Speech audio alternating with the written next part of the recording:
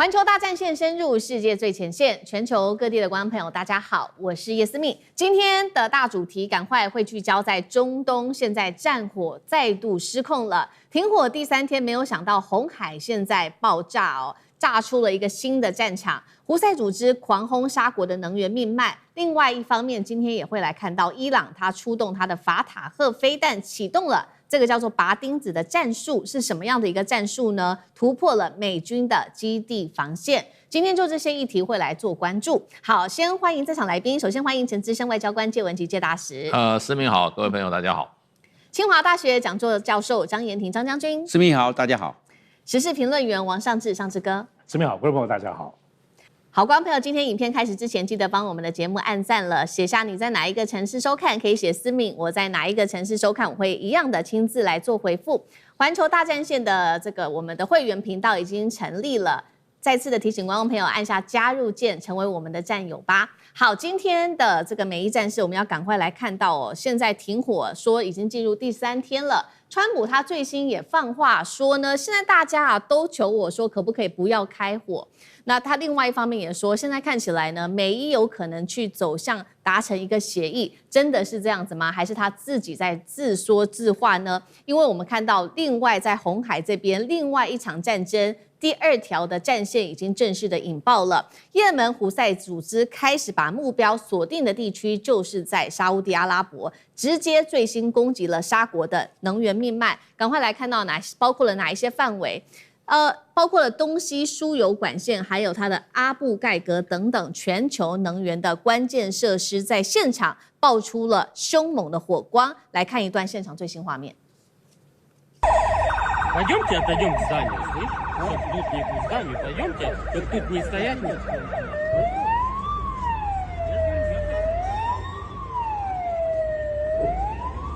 除了我們剛剛看到的路上的東西輸油管線爆發意外之外，胡塞也指出，在26日他攻擊了沙烏地阿拉伯在紅海地區的這個煉油廠，這個煉油廠是沙國的集贊煉油廠。之所以重要，是因為它每日可供給大約40萬桶的原油做出口。另外再來看到的是，胡塞組織也宣稱他們攻擊了沙烏地阿拉伯的這個無人機，而且在近期之內已經打下了沙烏地阿拉伯2架的無人機。最後再來看到，胡塞還說，在過去48小時內，這個是在26號的新聞，連續襲擊了3艘來自於沙烏地阿拉伯的油輪。現在看起來呀，曼德海峽這邊的通行量已經創下了數月的新低，沒有人敢走這一條路了。那麼現在看起來，是不是伊朗的代理人戰爭已經持續的延燒至能源海上的通道戰了呢？我們也來關心到說，之所以這次的攻擊會備受關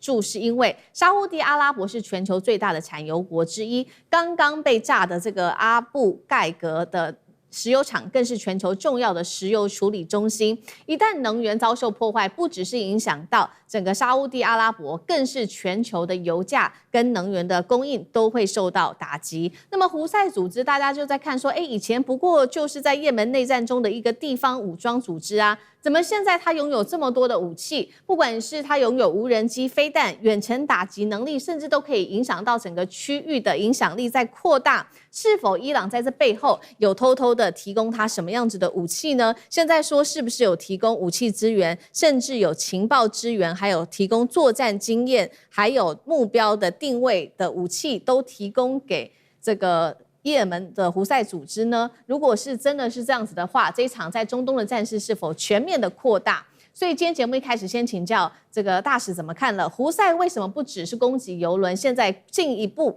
打擊沙國的陸上輸油管？胡塞說了，他接下來會來複製伊朗的模式，要來攻擊在紅海這邊有個新的戰法。那他究竟能不能真的整個封鎖住這個地方呢？那伊朗的部分是否有提供哪一些武器支援給胡塞？如果沙國開始做一個全面的攻擊，美國甚至是整個波灣地區是否陷入第2場更大規模的戰爭？介大使怎麼看？當然就是說，這個胡塞組織跟沙特之間的這個恩恩怨怨啊，延續了幾十年了。雖然過去從2022年4月開始，因為聯合國的斡旋啊，那麼也門的內戰稍微暫時停火。那也造成沙特跟這個胡塞組織之間停火，這個已經有差不多有4年多了哈。不過之前這個胡塞組織跟沙特之間，連續打了幾十年的仗，幾十年的仗，歸根究底呢，還是因為應該是宗教派系原因，因為胡塞組織它是屬於這個什葉派，那沙特是遜尼派，所以在阿拉伯半島上南端這一些什葉派跟遜尼派之間是很難取得和解的，那所以這場戰爭就一直持續。那當然了，就是說胡塞組織過去給人家感覺是拖鞋軍嘛，好像是一群烏合之眾，可是事實上，以他現在的實力來講，並非如此了，絕非昔日無下的阿蒙。聯合國估計他有35萬作戰人員，那麼好，美國的國防部戰爭部他們的這個評估他說如果含輔助人員的話，胡塞組織的軍事人員一共有將近80萬。相當大的一個部隊。是。那它的核心裝備呢是導彈和巡航導彈。而這些導彈呢跟巡航導彈，很清楚的技術，關鍵技術都是從伊朗來的。所以伊朗有什麼樣的導彈能力，這個也門的導彈能力也不會差太遠。因為在上一次這個就是以色列攻打這個加沙半島的時候，那時候也門它是唯一對這個以色列進行制裁的，他打了幾枚都是超高音速的這些導彈，那射程直達2000公里。那這些技術一般來講的話，就是各界都認為完全是伊朗的在背後。以他現在的這個導彈巡航導彈，它有所謂的巴勒斯坦2號。那這一型的導彈是超高音速的，那它的這個射程高達2150公里，可以涵蓋絕大部分的中東地區。那另外它還有一個圖凡導彈，那個系列也可以打到1800到1900公里。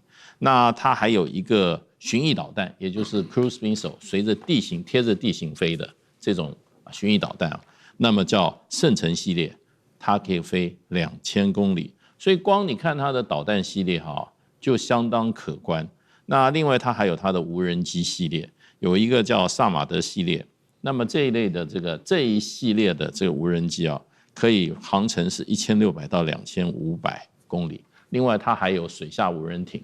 那另外一個方就是說，因為這個也門的地形非常非常的複雜，所以他們也非常善於利用這些地形，還有很多的軍事武力像這種飛彈無人機基本上也都地下化。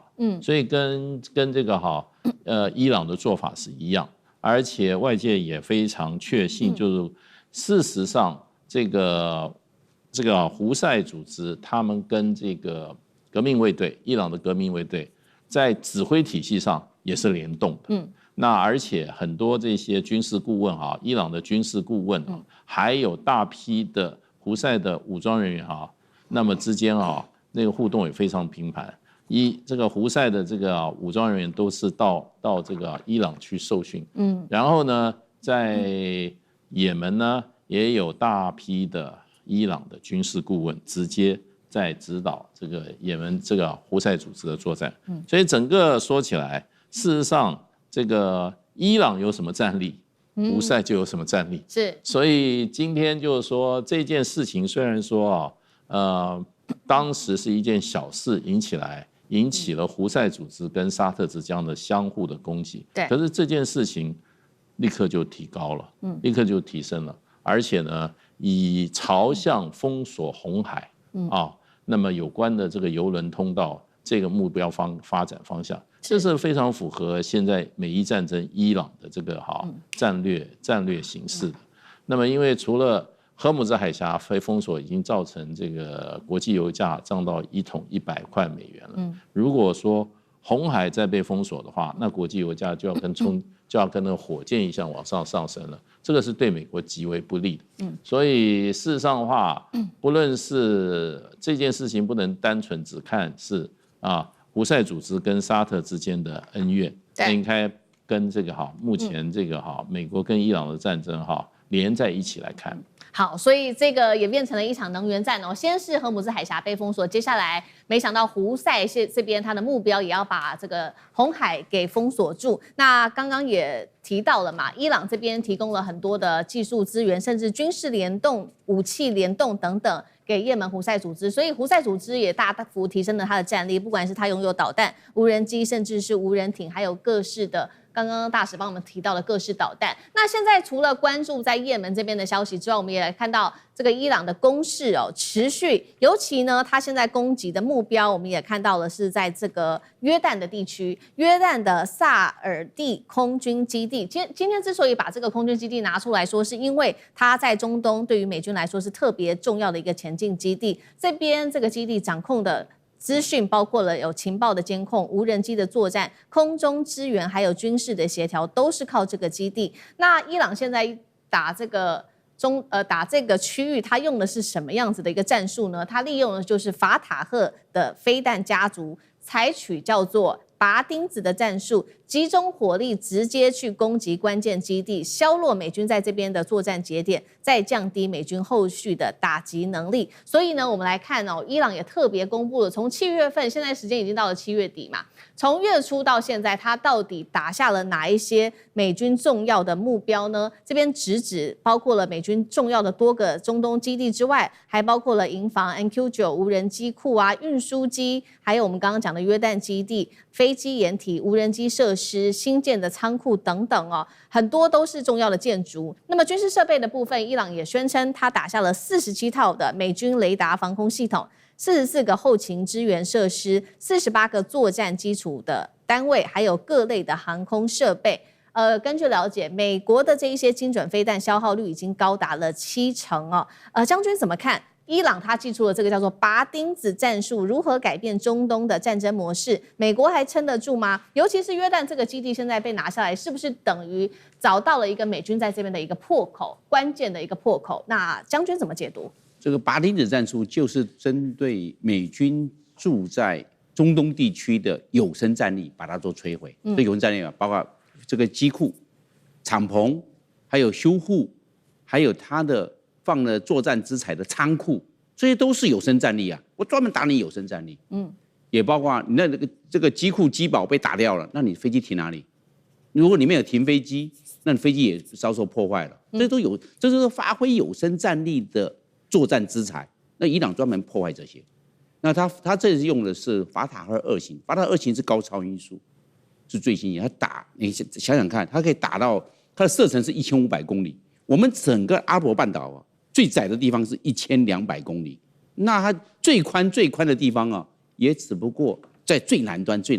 那當然那已經是也門的地方，那是1900公里。所以我們看整個的這個沙烏地阿拉伯，它就是那個最窄的地方那一段，那整個區塊，沙烏地阿拉伯是在佔了整個阿拉伯半島將近2/3，因為它是215萬平方公里，相當大。那它的西邊就是約旦。那現在伊朗是這樣來看，也門胡塞組織你是負責對沙烏地阿拉伯，我跟沙烏地阿拉伯之間不要搞相處的關係，不要搞太壞。我專門對付約旦。這些約旦的地方就是美軍的駐地。這個你看為什麼打約旦不打沙烏地阿拉伯，專門叫也門胡塞組織就好了。這他們兩個是分工的。那現在伊朗打這些在約旦的這個美軍駐地都是有生戰力。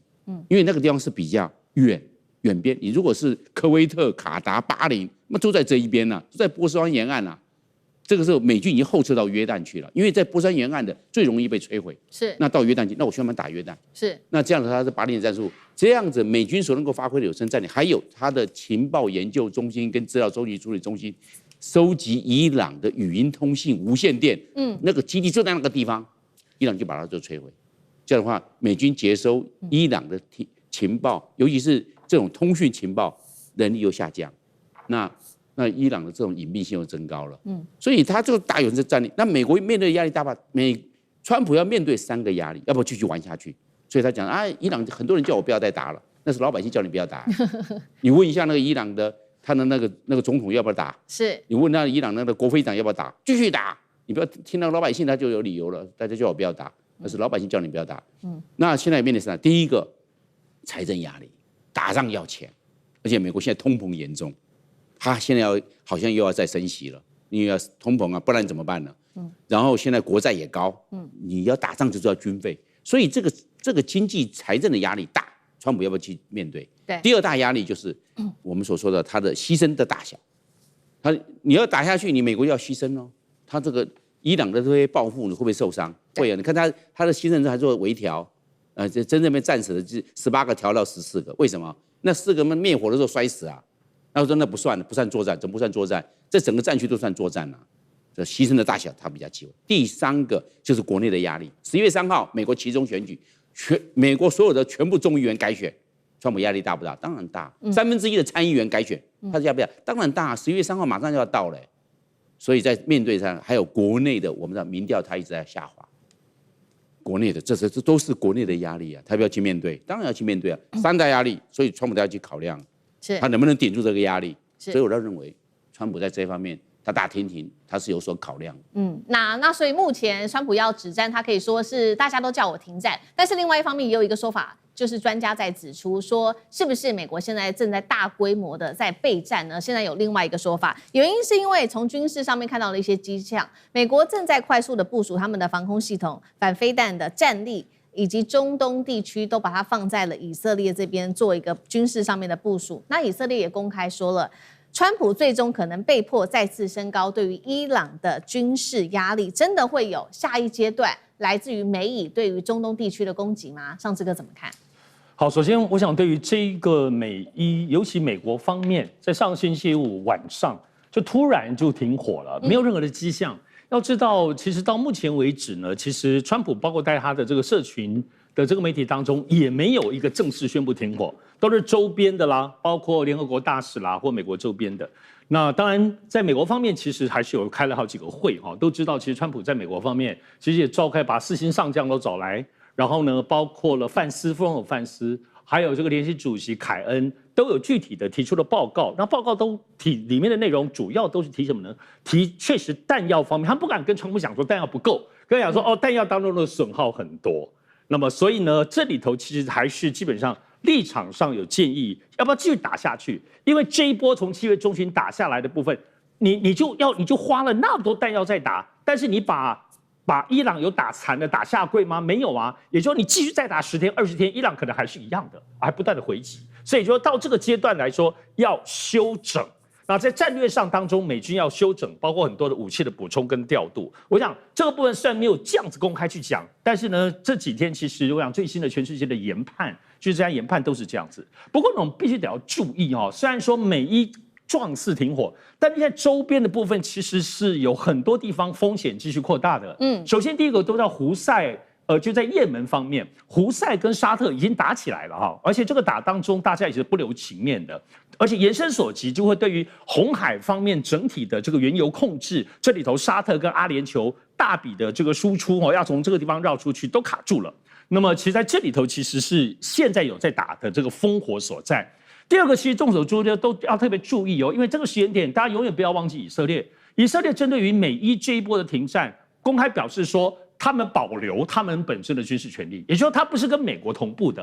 而且這裡頭針對黎巴嫩這件事情是非常非常注意的，因為就在昨天，穆吉塔巴就伊朗的现在的精神領袖公開表示，非常強硬的說，黎巴嫩的部分是他們的兄弟，所以對於以色列的繼續透過黎巴嫩的擴張這件事情是不能容忍的。是，也就是說，雖然是美伊之間，但是還點名了黎巴嫩。第三個，我覺得最關鍵當然就是烏克蘭。因為烏克蘭其實因為對付俄羅斯呢，最近在里海的部分已經炸掉伊朗的3艘船了哈，所以呢，烏克蘭其實澤連斯基已經公開有喊話，對於伊朗當中說了一些狠話哦。那伊朗當中也回應了部分，就是說他們不是俄羅斯，真的要打你，而且現在據說伊朗已經在做準備，對於伊朗的作戰的可能。是，也就是說這兩個戰場會不會合起來？但是目擊澤連斯基就是要讓美國休息，或者是他要自告奮勇，希望能夠獲取美國更多的結盟。所以這一塊我認為是目前來講，美伊雖然停了，但是這邊的戰爭的狀況跟烏克蘭戰爭有沒有可能會慢慢的匯集？其實這我認為是最大風險，而且值得觀察所在。好，謝謝上志哥，那我們休息一下，馬上回來。觀眾朋友們，我們要開會員頻道啦！因應呢美中、中東還有印太的亂局，你看到的是新聞，我們看到的是背後誰在操控這個世界。加入會員可以取得獨家視角的通行證，你將優先取得更深的觀點判讀，包括了核心真相分析、歷史脈絡拆解、局勢推演邏輯。同時解鎖會員勳章、優先互動權、問題解析、幕後花絮，支持我們制作高品質的影片。點擊下方的加入鍵，一起成為戰友吧！我們會員頻道見。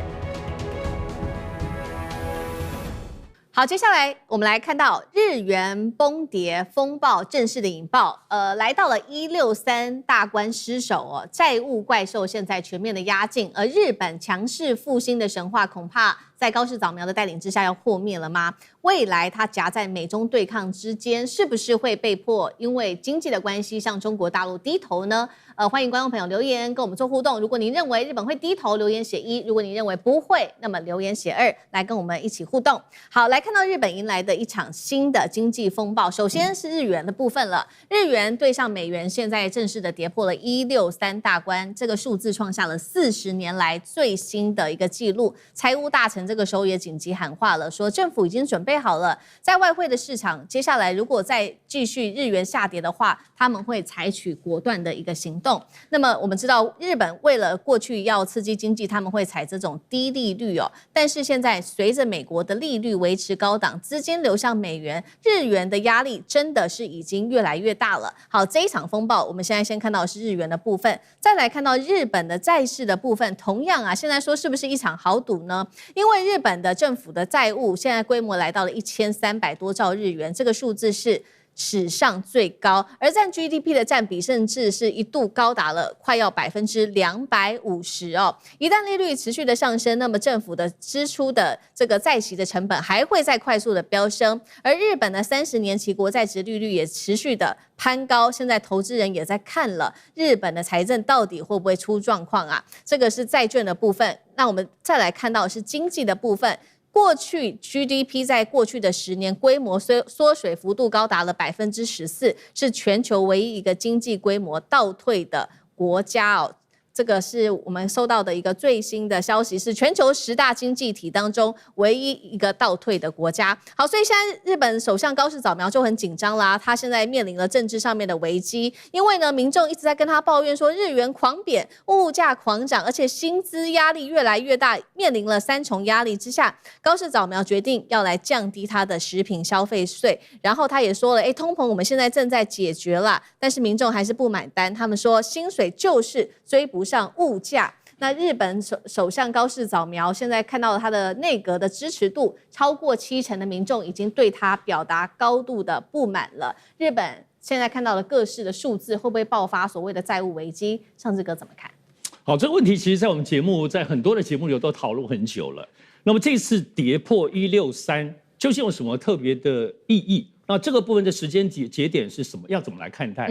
首先呢，原先跌破163是預估到今年9月、10月左右，因為162本身這個部分，其實日本央行當然也在調節，所以這其實跌破163已經是日本央行調控的結果，還是控制不住。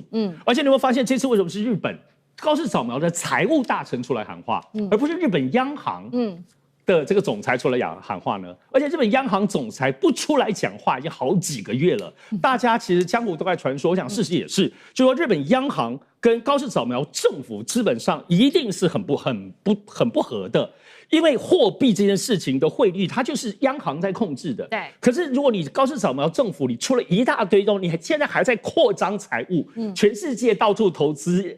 印度也給，越南也給，馬尼拉、菲律賓也給，你到處然後還要減稅。最近這個月匯率的問題，日本現在通膨嚴重，高市早苗第一件事情就是說，我們把消費稅再把它取消，那你這個錢從哪裡來？所以呢，我覺得日本央行已經火大或不爽到，我現在只能盡起全力的控制，不讓這個日幣繼續的失控的貶值。結果你現在呢，到底怎麼弄？所以為什麼這次是他們的財務大臣出來講？因為現在這個部分的破163的這個嚴重性，原先是到，因為大家現在預估日本央行升息應該會在10月。好，日本央行升息10月，那為什麼不早點升息？沒有，他們要好整以小準備，因為先前他已經升息了，也拿出錢來干預了，全部都沒用，從150一直跌到現在，是投進去幾百億美金，就是丟到水坑裡。所以現在這一波如果升息再沒用，日本央行大概就破產了，就後面就没有人信了哈。所以这類事情的嚴重性其實現在，當然整體來說，我們在看日本現在是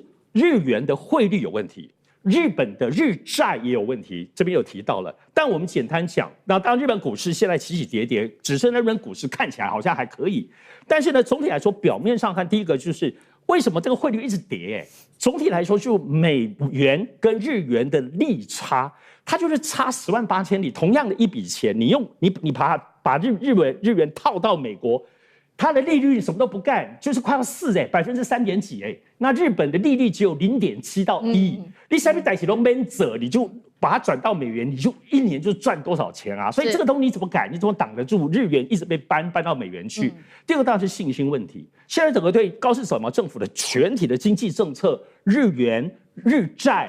包括甚至股市當中的不確定性，信心是崩潰的。這裡頭信心包括日本內部的信心，也包括全世界投資對於日本。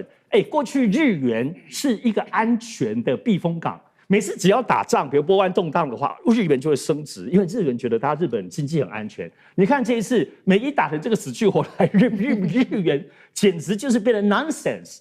完全沒有意義，再也不是過去的強勢、安全、安定的貨幣了。所以呢，這一次這個日元不只是163、16跌，而是整個日元在全球的信用是崩潰的。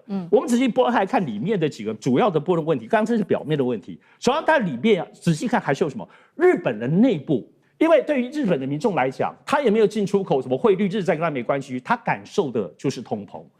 雞蛋什麼蔬菜只要是進口都已經到現在，從去年到現在已經貴1倍多了。這種叫做輸入性的通膨，因為你現在進口的東西成本非常非常高，所以日本的民眾現在的不滿主要都是來自這裡，倒不是什麼他政策的對不對的問題，就是通膨這件事情。那這個東西其實會雖然是日本內部，可是它就是從日元的這個壓力來的。是第二個，其實當然就日債跟日本匯率這當中的這個糾葛。這個糾葛的影響性，它的後面影響性就是的央行，日本央行現在非常，它就是兩難，就是死結。它升息的話，哇，全日本所有的成本都墊高，大家都負擔不來，包括日本政府也要很負擔利息。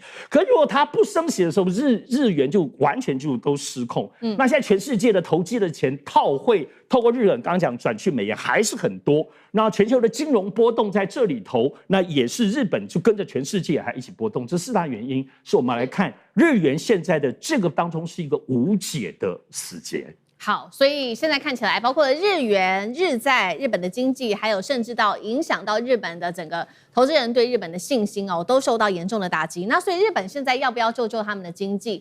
其中一個目標是說，他們認為中國大陸是他們很重要的一個經濟夥伴，是不是在這個時候應該要趕快強化跟中國大陸的關係呢？尤其我們知道哦，中國大陸現在對於日本祭出的這個稀土戰，是直接打在日本的企業的身上，會影響到了日本的高科技產業啊、航太或者是汽車精密工業的發展。那對於日本的 GDP 的影響，現在預估全球稀土只要供應少80%，就會重擊日本 GDP 達到2.3%。現在的關鍵就是說，那日本想要跟中國大陸結交一個好的關係，但是11月份有沒有辦法跟中方的領導人，日本方面有沒有辦法跟中方領導人會到面呢？那中國學者公開說了，如果他們現在中國沒有感受到日本的在政策上面態度上有所轉變的話，APEC 11月份中方領導人未必會安排這個和高市早苗來做會面。那日本接下來他應該怎麼做呢？尤其是稀土現在被這個中國緊緊的掐住，大師怎麼看？對，這個稀土這個問題蠻嚴重的，因為它會把這些機械還有這一些這個汽車業會重創，因為它這個一個很重要的一個就是磁鐵的部分，日本現在沒有辦法製造。這個磁鐵沒有的話，這個機械還有很多汽車，甚至電動汽車很多東西大概都製造上會出現很大的困難。那它當然可以還是想辦法，可是它的成本會增加很多。成本會增加很多。另外就是說，稀土也會打擊到日本僅剩下的一些電子業，還有一些電子業相關的一些產業。那比如說6氟化鎢，那麼鎢沒有了以後，這個日本的這個光刻膠的部分，還有這個製造這個芯片很重要的這些氣體的部分這些可能都沒有辦法生產出来。所以在日本，在某些領域還領先的這些產業會因為稀土的這個欠缺那導致生產停頓。那生產停頓的話，那一個連鎖性反應的話，就非常非常嚴重。這個是日本現在無解的一個議題他們雖然說我在這個南鳥島，我在哪裡我都找到了稀土，可是問題，日本專家講，要恢復到現在的這個供應水準的話，那麼你這些什麼南鳥島這些加起來10年以後都未必可以達成目前的水準，所以緩不濟急，是遠水救不了近火。那日本基本上就是說，會不會因為這些情況，被迫重新調整對中戰略？那很難說。以高市早苗來講的話，還有高市早苗的支持者，還有日本的極右翼來講的話，大概不會動，因為他們認為是千載難逢的機會，日本一定要走向再軍事化的這條道路，因為過去日本再軍事化道路最大的障礙不是中國大陸也不是俄羅斯，最大的障礙是美國。因為美國現在對於這個第一島鏈的戰略調整放寬對日本軍事能力、軍事發展的一個限制。過去連武器打多遠都有然後你軍隊你要怎麼使用，美國都有意見，現在都放寬了。所以日本認為就是說，這是日本國家正常化一個最重要的一個關鍵契機。所以中國某種程度上，我認為也不是說他現在有侵略中國的野心，只是說他要找到一個原因來快速發展他的軍事力量。所以呢，我想這個方向，日本想要走到他們所謂正常國家這一個方向，解脫作為美國的這個被美國怎麼樣佔領的一個國家來講的話，這個意願是很強的。所以我覺得他們會改變對中國戰略的可能性應該不高。好，所以那日本現在要走向這個再軍事化，它的速度會有多快呢？我們先來看到具體的一些動作，就是高市早苗確定會在今年的年底之前完成這個是安保3文書的一個修改，引發了外界的關注。尤其現在經濟不好，但是呢，日本的軍事上卻是快速的擴充2026的國防預算達到史上最高，超過了9兆日元，佔 GDP 2%。重點來了，這個軍事的開支其實只名列在全球第3名，在美國跟中国大陸之後，所以這個軍費的支出是非常高的。將軍怎麼看？因為這個安保3文書就是安保3文件這個就是國家安全保障戰略，第二個就是國家防衛戰略，第三個防衛力量整備計劃。這個3文書它要修，那你修的話，強調哪個？強調我反擊戰力，我們不讓反擊戰力薄弱那你強調修了之後，反擊戰力有了，國防的那我就要錢我要強軍錢預算就要過來，要編預算。為什麼？我這個3文書有學，按照3文書來，強軍計劃就出來。第三個，那我在區域安全、區域戰略上面，我會扮演更進一步的角色。這是日本他要來走的。那日本要來走的話，他現在我們來看，我認為他是一步步走，先修文書。文書完畢之後，那你下個什麼？就準備要去強軍擴軍。那他現在的日本的國防預算，2026年現在是你剛才講到的那個這日元9兆日元9兆你換算成美金因為大家有時候對那個概念，對，就是575億美金，575億就是世界第3嘛。然後這575億美金，它這個就是它的擴軍，那它就有可能將來就要編到超過600億、700億，往上面慢慢累加。跟經濟是一回事，但是我就要變成一個正常國家，我就要去擴軍。那要有強軍的時候，跟外軍的交流就會頻次就會增加了。然後那也就會交流，它以后就會有軍售賣給其他國家，賣給東南亞，賣給菲律賓，或者是其他的國家。它是不是這個軍工產業是不是也就變成正常復甦了？那第三個修憲。所以修文書、強軍、修憲，那修了，把這個非戰憲法第9條把它修掉，修了之後，他現在只有自衛權，並沒有發動戰爭權。那他以後有自衛權，也有戰爭權了，他就是個正常國家了。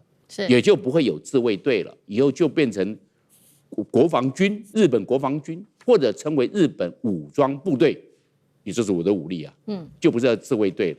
所以日本都要朝着一步一步走，那最後面第4步才會去發展核武，那是他未來要去走的。我正常國家，你們有核武，我也要有核武，那就變成一個在世界上就扮演的比較這個更重要的區域跟國際角色。至於他們說，那是不是日本要進入這個5常，就變成第6個常任理事國？他也是往這方面努力啊。但是你最起碼要有核武，因為5個常任理事國都要有核武，他沒有核武怎麼加入常任理事國？是不是？我認為他這一步步走，但是要再發展核武，那是以後的事情。但是最起碼我剛才所講的這3步，修文書、擴軍、這個修憲，3步先走完，才會走核武。它是一步一步走，不會直接跳躍式的。日本在這一方面是循序漸進、穩紮穩打，步步求贏。好，謝謝張將軍。那我們休息一下，馬上回來。觀眾朋友們，我們要開會員頻道啦！因應呢美中、中東還有印太的亂局，你看到的是新聞，我們看到的是背後誰在操控這個世界。加入會員可以取得獨家視角的通行證，你將優先取得更深的觀點判讀，包括了核心真相分析、歷史脈絡拆解、局勢推演邏輯。同時解鎖會員勳章、優先互動權、問題解析、幕後花絮，支持我們制作高品質的影片。點擊下方的加入鍵，一起成為戰友吧！我們會員頻道見。好，來看到中美科技戰，中國大陸最新消息，趕快帶觀眾朋友來看哦。DUV 確定進入量產了，那可能來做這一些 DUV 的企業，現在指出神秘企業包括了余亮生還有新凱萊會來做助攻嗎？艾斯摩爾是否霸權告急？歡迎觀眾朋友留言跟我們做互動。如果您認為艾斯摩爾危險了，留言寫1；如果您認為還早，還沒有辦法追上艾斯摩爾技術，留言寫2來跟我們互動。艾斯摩爾光刻機，我們要來看到它的史普尼克時刻來了嗎？今天3個火線話題，等一下請來賓幫我們做解析。首先，現在說呢，大陸的 DUV 光刻機傳出即將量產，數十年來艾斯摩爾都是壟斷，現在迎來最大挑戰了嗎？那麼它造出來的這個光刻機有沒有可能設備未來打成一個白菜價，甚至是如何走出一個跟艾斯摩爾不一樣的新道路嗎？那麼現在也在看，包括了中國大陸的記憶體龍頭大廠這一家長興存儲的產能逼近了美光，加上中國大陸光刻機的突破，全球記憶體是否迎來新一輪的價格大戰？來自於中國大陸給全球的挑戰將會變得更大嗎？今天會來做深度的剖析。我們先來看到這個最新消息，是科技媒體 The Information 所做的報道，一家獲得中國大陸政府支持的企業成功製造出了深紫外光微影設備，預計在今年就可以來做生產。那現在預估呢，會有5台的 DUV 的設備，那麼明年他說就可以進入在量產，而且擴大到20台的一個規模，代表艾斯摩爾要危險了嗎？它的技術壟斷已經時代結束了嗎？現在說呢，首批5台的國產 DUV 會給中國大陸3家的半導體企業這一些代工廠、晶圓代的大廠來做使用，包括了中芯國際、華虹，還有長興存儲等等哦。那麼消息一出之後，艾斯摩爾的股價立刻是重挫了8%，全球半導體族群也可以看到股價同步的受挫。那麼 DUV 現在進入量產，大家最關心的就是說，未來有沒有可能這一些高價光刻機變成白菜價呢？這一款中國大陸的 DUV 可能跟艾斯摩爾走出不一樣的路線嗎？謝大使怎麼看？對，其實這個是一個訊息出來哈，大家都蠻關注的啊。那很多推測到底是哪一家的？我看到比較具體的推測是上海微電子，而這個已經有機型了，它叫 SSA 800系列。那這個上海微電子這個 SSA 800系列，它事實上它如果說是單次曝光的話，它可以製造出28奈米的晶片。那如果多重曝光，它甚至可以達到14奈米或者更這個先進的這個程度。所以這個來講的話，已經接近了這個 DUV 不是 EUV 它是深紫外光機的它的這個極限了。所以這台機器是很受到大家的關注。那看起來這個消息來源也是非常非常的怎麼講？可信的。所以這個機器的出現哈，事實上哈已經等於說中國大陸在這個光刻機的技術上面哈，製造技術上已經取得了一個哈里程碑的一個進展。那事實上的話還有很多人就對它的性能啊也是還是更關切哈。就是說它的效怎麼樣？我看這個公布的一些數據，看起來也是相當的先進。它每一個小時大概可以處理到150片晶圓片，這個速率是相當高。它的良率，這是大家最關切的，在90到95%之間，所以是相當高的良率。那公布說今年它準備生產5台，明年就要生產到20台。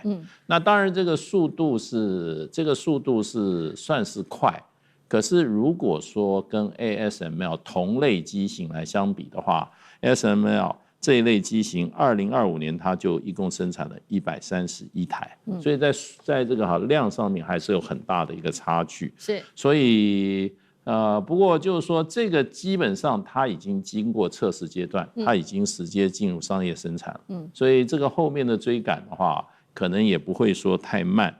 所以呢，對中國大陸來講，這個是直接照浸潤式的這個光刻機的這個原理所製造的一個所謂的急速從後面追趕，這個已經趕到目前這個狀況，算是。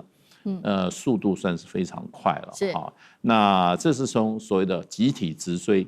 那中國大陸是不是還有其他的路程呢？也就是說彎道超車。事實上的話，前2個月大陸也公布了一款叫這個奈米壓印技術。它走的不是這個光刻機，它是用壓印的技術。事實上也有說它最後可能也可以做到5奈米。不過就是說外界的質疑說它的良率。還有它的那個能效的部分那個數據還不是很清楚，所以呢，我覺得中國大陸事實上的話，在這個完全沒有光刻機的這樣子的一個背景之下，過去有做都是100多奈米的差距很大，在短3-5年之間可以趕到目前這個進度那是非常非常令人印象深刻的。那接下來就是說要攻克的話，如果是7奈米以下的話。那可能這個光源的部分還要做更大的一個突破，因為這個叫極紫外光機。那這個其實在過去我們看的一系列的這個中國大陸有關這個光刻機製造的突破部分，其實它是一個綜合性的一個。因為上海微電子它的光源的部分，上一次看有關光源的突破是這個應該是哈工大的哈爾濱工業大學他們的突破，所以這個技術之間可能彼此都在互相的怎麼講資源，是，所以我覺得中國大陸是用舉國之力在發展光刻機，那麼這一次的那個上海微電子 SSA 800系列事實上真的感覺。真的趕的速度是蠻快的。好，所以 DUV 終於中國大陸的部分終於是量產了。那剛剛大使有提到嘛，現在其實理論上還是28奈米，但是在多重的曝光之下，是不是可以到14奈米？甚至未來有沒有可能請教尚志哥往7奈米來做攻克呢？再來就是說，這家神秘光刻機企業背後究竟是誰？您要怎麼看？好，其實現在中國大陸已經可以非常穩定量產的做到，就是中芯國際的 N+2，就是7奈米了。5奈米的量產雖然還沒有辦法到那個隨心所欲，但也都很穩定了。它其實就是用原來艾斯摩爾的舊的它的 DUV 重複的曝光，而且有新的曝光技術，特別是華為用這個部分的他們的套定律，等於是用。艾斯摩爾的這個光刻機，但他們有新的部分的技術所以其實7奈米、5奈米其實現在很普遍，而且也是12寸大片的晶圓。那我這次我要講一下，這次光刻機是這樣子。我想光刻機很清楚了啦，雖然沒有被中國大陸正式證實，可是因為這家媒體的 information， 然後路透社引用，在昨天為什麼這個消息出來，美國費城半導體啪大跌，艾斯摩爾在歐洲股市大跌，台北股市在我們錄影的今天跌2000點。就是因為一個是長青嘛，那個長青出來的時候，台灣的這些很多的這個我們講說這個存儲也都慘了嘛。然後另外的話就是這個消息，然後這個消息我們殺傷力這麼大，其實不模糊，其實坦白講都知道就是這個雨量升。其實就宇亮生這家公司，它的是浸潤的 DUV。那浸潤 DUV 跟先前大師講的那個上海微電子，它是乾式的 DUV，已經非常非常穩定了。乾式 DUV 基本上來自日本的技術哈，然後再把它改一改。而大家特別注意哦，這些當中的技術都不是照抄，都要避開日本跟美國的專利，自己重弄一套哦。所以這裡不只是廠商在研發，還有這些大學裡頭，哈工大那些帶有很多的理論數據在裡頭。好，宇亮生大家特別注意，我想在我們節目之前談很多事，不是講說新凱來也在做嗎？有。新凱來現在確定，新凱來沒有做光刻機，但是新凱來做光刻機跟它很直接相關的刻蚀技術、薄膜沉澱技術，這是配套的。而新凱來是宇亮生的母公司，它投資了宇亮生，所以中國現在就是在做浸潤。光刻机的就是宇亮生了，而且背後還有上海國資委，就國家的大的投資基金在這裡頭，所以它的進度什麼都不用跟外面報告。那現在這一次會披露出來，主要就是它因為已經年底前要做出，剛剛講年底前要做出5-6台，然後要提供給包括上海中心，他們要上機台，已經要去生產了。各位，我們對於這個光刻機搞不清楚，為什麼說會對全世界那麼重大，對艾斯摩重大影響？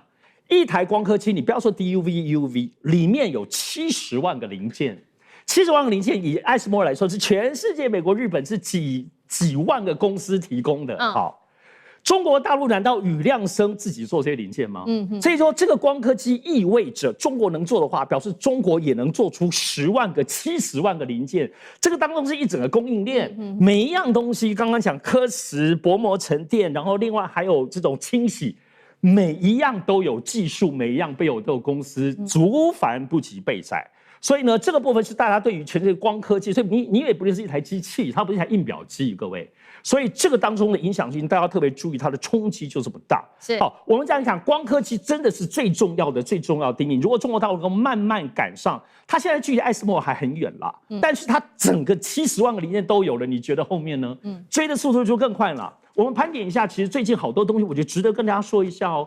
第一個，中國大陸我們來看有哪個？第一個光刻機嘛，哈。第二個，我覺得已經追上的就是晶圓生產的成熟晶片，28、14奈米這些其實量最大。中國大陸在前2年已經多到包括把台灣打敗了哈，把聯電、台積電就全世界在賣，已經賺多少錢？現在中國大陸科技的出口獲利最多的就是成熟晶片。第三個是什麼？就是存儲。我想存儲，待會我們會討論這幾天的，就是長興科技，人家不只是做 Flash 的啊，或這個，人家是包括 DDR5的技術跟全世界同步在追上了。最近還包括什麼？就是主要是 HBM。HBM 呢，真的是非常關鍵。最近它是這麼漲，也就是因為如此。那除此之外，我想包括 AI 的這個機櫃。華為這個昇騰晶片，還有它的機櫃，AI 的大數據模型，還有大家很少討論的先進封裝，跟下一代、第3代半導體，這個中國大陸的很前面哦，甚至不會輸美國，同步的部分在進行。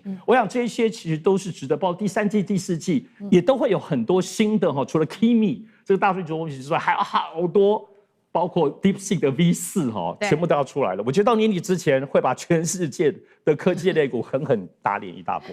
好，中國大陸的科技業現在看起來百花齊放哦。那剛剛講了嘛，影響到今天這個股價，全球的晶片股、類股、半導體類股的股價全面下挫的原因，除了說大陸的這個光刻機 DUV 釋出來之外，就是要來看到是中國大陸的記憶體的龍頭這一家長興存儲也有公布了它的重大突破，公司掛牌哦，成為今年亞洲規模最大的 IPO 之一，股價一口氣暴漲了466%，甚至市值超越了英特爾，成為中國大陸 A 股市值最高企業。那他預計說，今年來產的這個晶片量是35萬片的晶圓，那麼只比美光小了2萬多片。目前我們來看全球的半導体的市占，來看到 CG 第1名是三星電子，大約60到65萬片；第2名同樣也是韓國的 SK 海力士哦，第3名則是美光了，最後是長興存儲。現在說未來這個第4名的長興存儲可能超越第3名的美光科技，記憶體會不會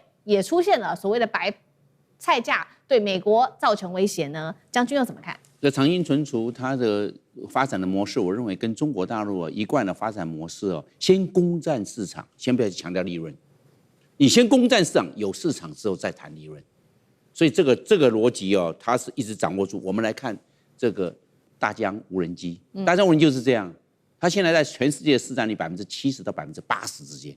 你看这個碾壓全世界了。在美國好了，我們講到消費型的無人機跟商業型的無人機，在美國也占了70%到90%，那碾壓全部了嘛？你一個人就通通被你占光了嘛？那我先有市場，那我以後再賺錢。為什麼？因為其他的都被我打敗了，是這樣子啊。那我們看新能源車、電動車，中國大陸在歐洲的市場目前的大概市占率大概9%到10%，是這樣。那已經踏出第一步了。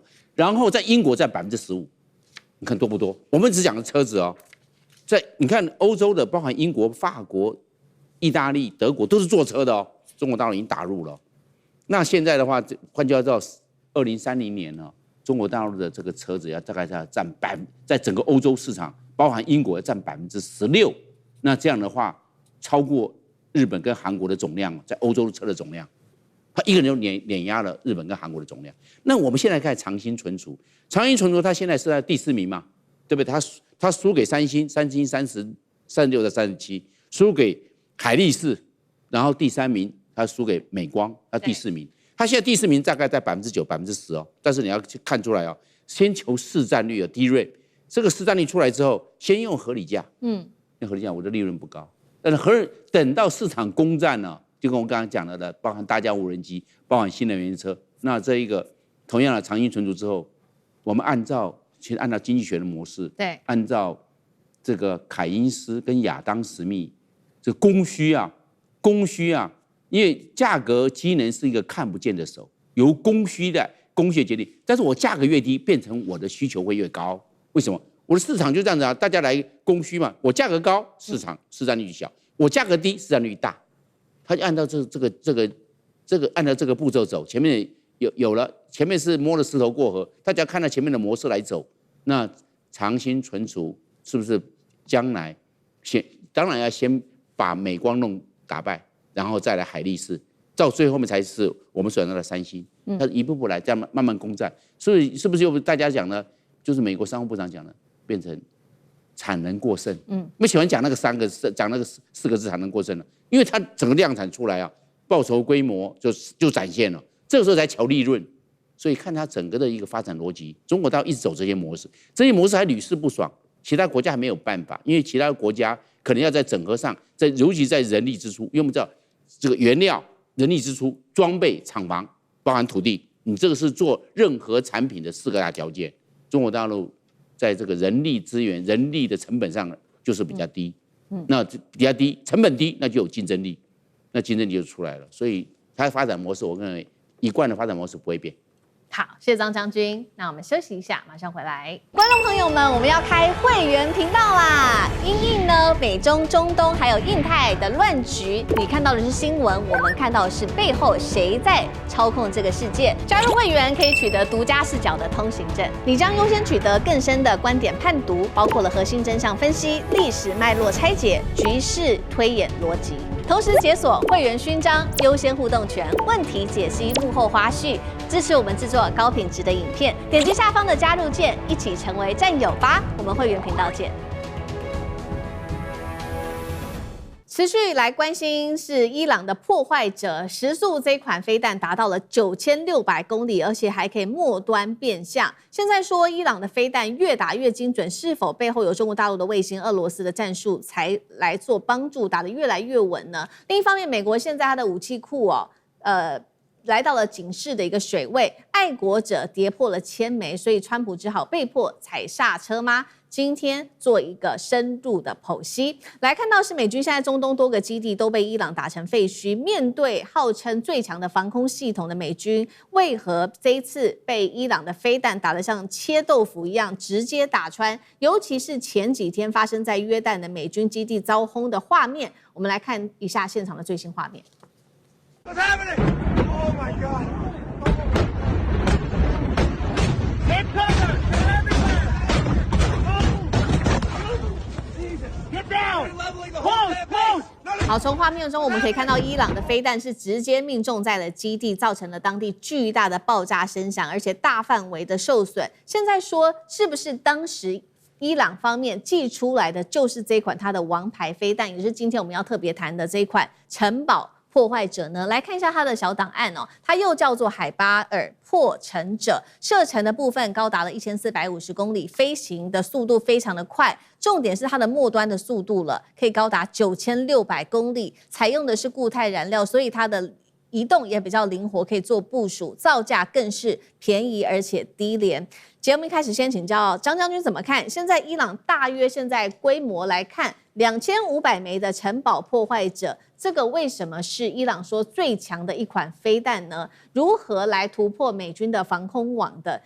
連它的攔截系統也擋不住。再來就是說，伊朗它為什麼現在精準度飛彈的精準度越來越打越高？這背後跟中俄的戰術支援有關係嗎？張將軍怎麼看？我認為伊朗他借着他3個底氣哦，讓這一次美軍上面吃了一些苦頭。第一個就是說，那伊朗它的戰略腹地夠大，伊朗164萬平方公里，伊朗寬度啊，東西的寬度是1800公里，所以它有戰略腹地。這個在伊朗的東部這個地方，美軍炸不到，以色列也炸不到。為什麼？你從以色列要飛過到整個的阿拉伯半島，然後經過波斯灣，就已經到1100公里了。你還要飛這1800公里，那加起來將近4000公里，你來回就要8000公里哎。你4000公里乘以2不是8000公里，因為戰略腹地的關係。那你打個折也6000公里，你3000公里，因為有遠距遙攻武器，所以伊朗有戰略腹地，伊朗有戰略腹地，戰力保存就好了。那現在在波斯灣沿岸有消耗。以東地區直接向西不做部署，所以這是一個。第二個，伊朗的打的不對稱作戰呢，他是專門拿這個無人機啊，法塔赫136、見證者136，去消耗美軍的這個我們講的這些反彈飛彈、還有防空武器。你要不要攔截？你不攔截，在上面掛了40公斤的炸彈哦，這對你的自殺就絕了。那要攔啊，攔的話你攔掉了。這一個法塔赫136見證才100多萬台幣，35000塊美金，是到4萬塊不等。那你這樣的話必消耗。那個我們講到的這個愛國者 PAC-3啊，一枚多少錢呢？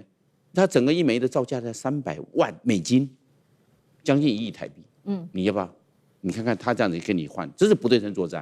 先把你消耗掉完畢之後，那你現在的我們所講到的這個海巴爾，那你要不要去攔截？要攔截你沒有了。你攔截無人機用掉了，你不攔截無人機砸你，攔截無人機你被消耗，這就是不對稱作戰。所以伊朗這個方面他有考量，要怎麼樣去對付美，因為美軍畢竟是世界上軍力最強大的國家，你怎麼去面對那麼大的強敵？這是伊朗去做的戰略考量。第3個，伊朗的這一次的他用的這些都是精準定位。那現在除了精準定位之外，你要知道這些導彈呢，都經過2到3級的精準校正。第一個我們講到的衛星導航。就是 GPS， 那他現在可能用的是北斗，北斗因為比這個 GPS 來得晚，那就來得精準，因為你後來居上，那這個精準定位這是1級校正，可能會不會被美軍干擾？會，你衛星的會被美軍干擾，但是他不要忘了，它有 INS， 就是慣性導航，慣性導航經過經緯度的校正跟修飾之後啊，蠻精準的，我 GPS 可能被你干擾，但是我的 INS 我還在，它裡面有一個慣性陀螺。慣性陀螺就把這個經緯度送去，對，就是那個經緯度，就找到那個機場就去了。第3個圖形比對，我們知道現在啊，經過這個衛星照相啊，你要點哪裡，大家知道你的衛星街景好清楚哦。他就把那個圖啊套到那個整個灌進去，用 AI 啊灌到的導彈裡面，我就找這個圖就過去了。是這個機堡，是這個大樓，是這個後勤的倉庫就過去，最後面就是我們叫做歸航 homing， 就是歸航過去了。那經過這3個校正，你現在。看干擾的能力，就電子戰的這種能力又強，就是我給你你電子反制，我跟你抗干擾，是。那這樣的話，是不是美軍的有生戰力很容易就被伊朗吹破了？是。那吹破的狀況之下，美軍都是遠道而來，跨海過來作戰。伊朗是在地，那在地是不是就有我們所講到的主場的優勢？所以美軍就算是中東地區有19個大區域的駐軍，但是你還是客場。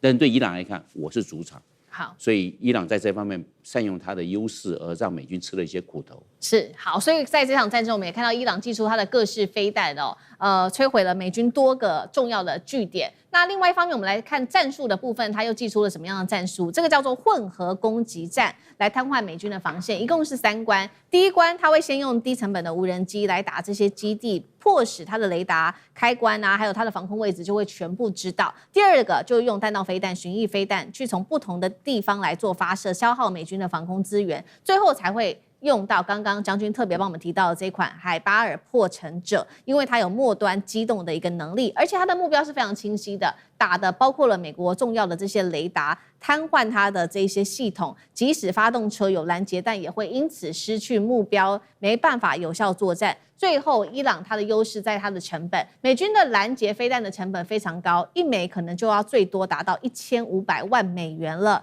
那麼美軍只要是伊朗打一枚的便宜飛彈，美軍攔截下來可能花費甚至達到幾倍甚至數十倍的攔截成本。介大使怎麼看這樣子的一個神話？是不是美軍最強的防空神話被破解？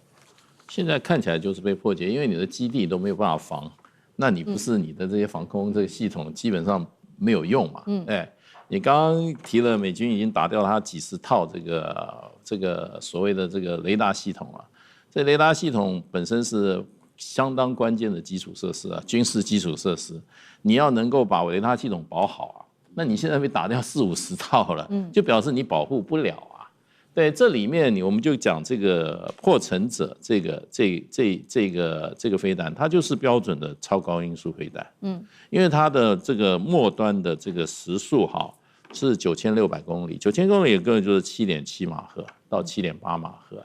通常在5馬赫以上，大概就已經是超高音速了。你在攔截上就已經基本上是已經沒有辦法了。所以很多飛彈它基本上它就要靠高空攔截、中低程攔截啊。那你高空攔截的話，說實話，你這個高空攔截的話，那你要靠薩德飛彈，薩德飛彈一枚1400萬，美國現在絕對是不夠用。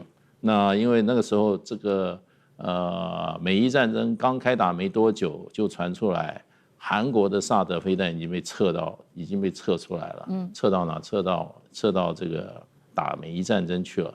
因為很可能美國在這個區域的這些關鍵的軍事基礎設施是很脆弱的，需要像薩德飛彈來做高空攔截的。那你這個高空攔截的這麼貴，那最大的選擇就是說，你發覺對方的飛彈啊，這種超高音速導彈襲來的時候，你是攔還是不攔？你也可以不攔。你只能選擇攔。說實話，只能選擇攔。你要攔的話，你高空你就要靠薩德，那你的中低空你就要靠這個愛國者。愛國者的話，不是以前我們有一位這個於將軍嗎？他說你打3顆以後，你的幾率就增加3倍，好像不是這樣。那就變成就是說，你可能一顆愛國者是不夠的，你可能需要2顆啊，或者3顆去打攔截1枚。那所以就變成就是說，我覺得在這個過程中，其實伊朗是先把比較差的導彈先用。然後呢，它是飽和攻擊，用一種怎麼講呢？搭配性質的巡弋飛彈跟這個高超音速導彈，再加上無人機這種飽和式攻擊，它某種程度上是消耗你的防空武力啊。你航空武力打了這麼久以後，你的航空武力的彈藥，現在美國就說這個彈藥是不夠的。那你要繼續打下去的話，那你知道。你本來我們講這個伊朗是什麼法赫德飛彈系統，那精銳的不得了，現在不得了，又跑出來了什麼？這個破城者，所以伊朗的武器越來越精銳，美國的防空武力越來越怎麼講？越來越脆弱。這樣情況之下，這場戰爭怎麼打下去呢？是好，尤其是現在另外美軍還要碰到的問題，就是它的武器庫出了問題。來看到幾款。比較高階款的這個武器庫，包括了愛國者3庫存低於1000枚了，再來就是薩德了，剩下250枚。所以呢，美國現在已經要求洛克希德馬丁說，你趕快增產你的愛國者3吧。現在你每年只能產600枚，我要你一口氣提升到2000枚，真的來得及嗎？那上志哥怎麼看？好，其實我講，美國從來沒有公布他們從這實施這個2月底的部分，到底他打了多少，損失了多少，被伊朗攻擊到都沒有。